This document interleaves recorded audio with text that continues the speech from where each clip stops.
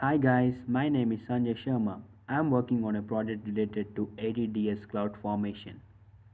Today I am going to explain you how to create CloudFormer stack and how we are going to create our CloudFormer template to deploy ADDS resources in different regions. And later I will explain what changes we need to do for that code. So this is my architecture and I have deployed my ADDS in region 1, which is Ohio, and I need to build the infrastructure in North Virginia using CloudFormer. So let's open CloudFormation using AWS Management Console. And as we can see, these are the stacks which already got created, ADDS stacks. Now we need to create a CloudFormer to create the template with these ADDS resources. So select CloudFormer and we need to assign some password and username in order to access the CloudFormer template engine, and we can assign any tags if you want, or we can add any IAM roles. Make sure to tick this, and since I've already created this CloudFormer stack, I'm canceling it. So this is my CloudFormer stack, so it should show create complete, and in the outputs we can see the link which we can access our CloudFormer, or we can go to our EC2 instances and there will be an instance created especially for CloudFormer stack, and make sure you can copy this DNS and paste it in your local browser. Now we need to add HTTP to that to access our AWS CloudFormer template designer. Make sure to select the region where you have deployed your ADDS stack. It will analyze your account and bring all the resources in that particular region. Here we can describe our template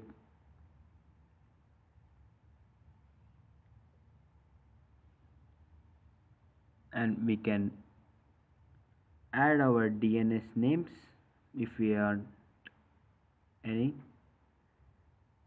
and when we are creating our VPC we need to select our VPC ID which is related to our ADDS resources. So we need to go back to our ADDS stack, VPC stack, and under outputs we can see the VPC ID, or we can also go to our VPC service in AWS, and here also we can find all the details.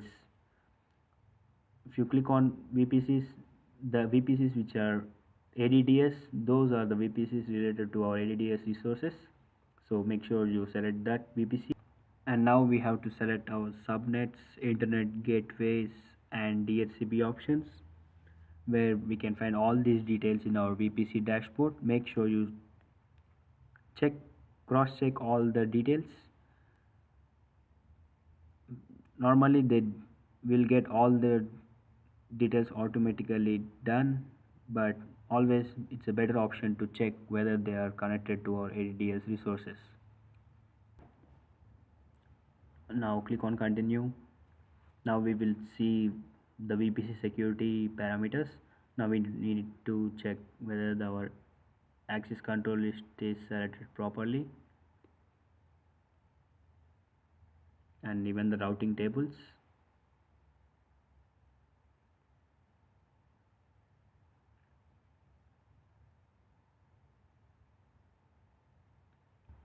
Click on continue. We can see the network resources where we have elastic IPs. From our elastic IPs we need to go to VPC dashboard. Elastic IPs are generally used to connect our internal network to the public network, so select those two. And now auto scaling groups, we have only one auto scaling group, one launch configuration, and if you want to add any computer resources you can add it in here. Storage parameters like volumes, if we have any instances we can configure all this, or else just leave it and click on continue. Here we need to select the security groups which are related to our ADDS resources. Each security group has its own rules, so make sure you select all the three security groups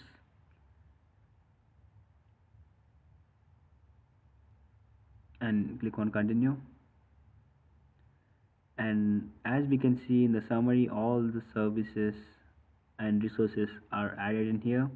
Now we can modify them with our any unique name, because we need to differentiate from our default VPC names.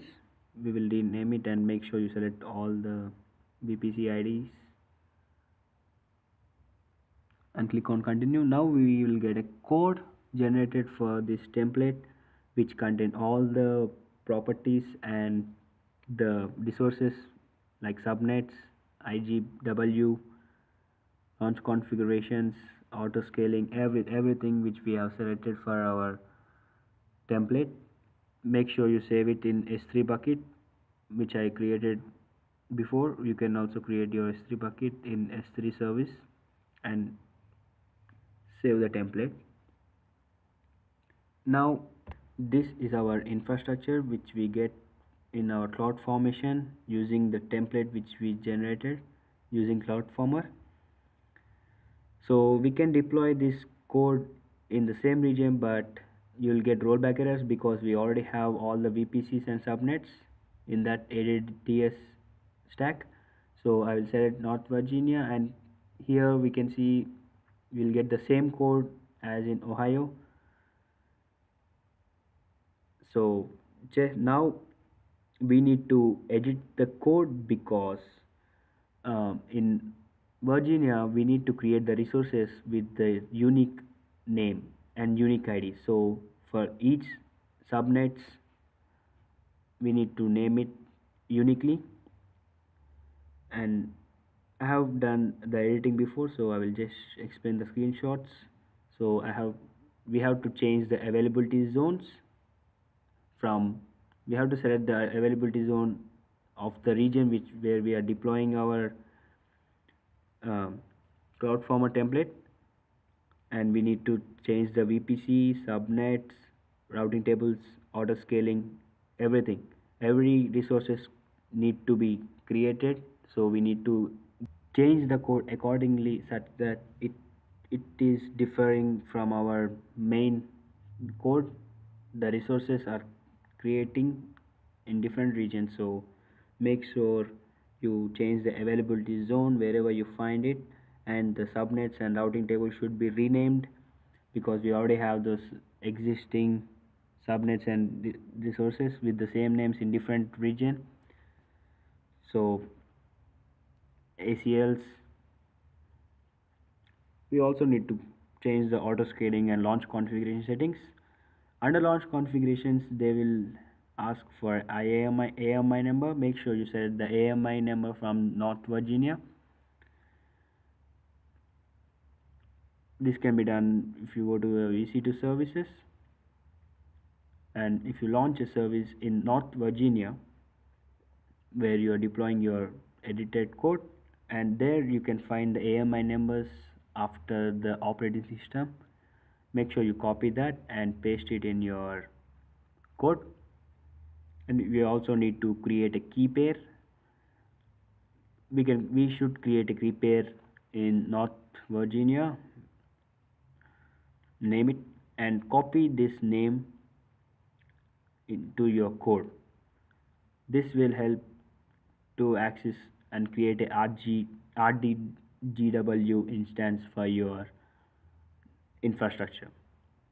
So this is how we edit the code. It will take 2 hours, and we can validate the code in here. And if we check it with the original code, if we validate it should show template is valid. And make sure you don't have any errors in the code while you're editing it. And when you upload the stack, if you get any rollback errors, make sure you have changed all the VPC, subnets, routing tables, auto configuration, launch configuration IDs, and you have assigned this similar AMI number, and you have created a key pair and attached to that. Since I have created the stack, I'll go to my North Virginia, and I'll show you. This is how you should get it. You should get actually create complete, and since I have added few parameters to this, I'm getting update complete. Now we'll get the infrastructure of our edited code. Make sure I removed all the route functionalities and added only the route which is attached to the default gateway. And as we can compare them, there are no routes in my infrastructure since I said I removed those route parameters. If we keep route parameters, we are getting some rollback errors because those are attached to our NAT gateways, and we need to create a new coding for NAT gateways and NAT instances, which will be very difficult. And even if we do that, there is no point in getting the ADDS parameters from one region to other region. The data will not be replicated. Even the domain cannot be created from one region to other region. The domain options can be or basically in DHCP options. So if we go to our Ohio ADDS stack, where we have our AD stack, which is completely related to our Active Directory parameters. If we view the infrastructure, we can see the DHCP options is attached to our Microsoft AD. We have a default code for this DHCP options which can be edited. Even though if we edit the DHCP options coding or copy the DHCP options stack settings and doing it in a new region, it will make no difference between creating a new ADDS stack, because when we copy all the stack details of DHCP options, it will ask you for new domain name, new subnet, everything is from the beginning. So it's same like deploying a new ADDS stack in a new region. So the basic point of this project is we have came to the conclusion that we can't replicate the domain services, or we can't just replicate every resource from one region to other region using CloudFormer. We can replicate some of the services like VPC stack. We have created the subnets, we have created the security groups, but these are fine, but we can't create exactly the same replication of ADDS from one region to other region.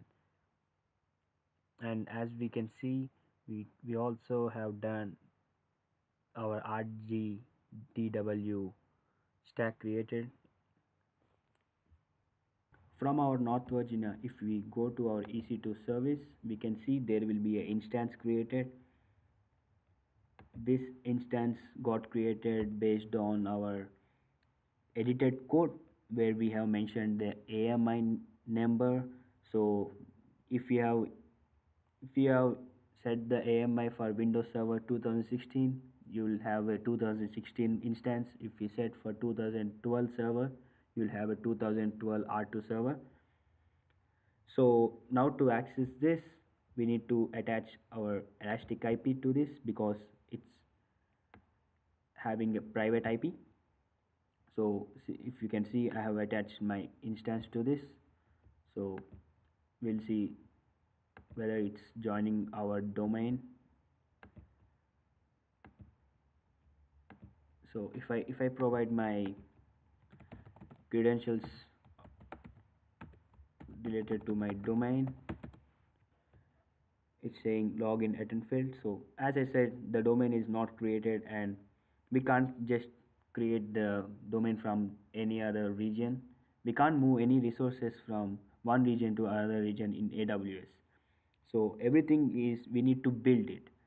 So to build it, we don't need to create the template and just copy it and copy it in new region and deploy the resources in here. We can directly create a new template of ADDS using CloudFormation.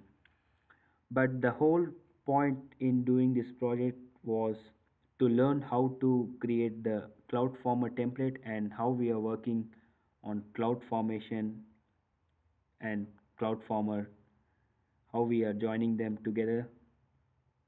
This is what we are learning in our whole project.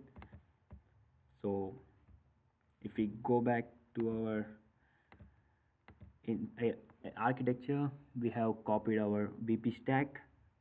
That's what we have in our infrastructure, and we have also copied our RGDW stack where we can see we have access to our instances. So thank you very much.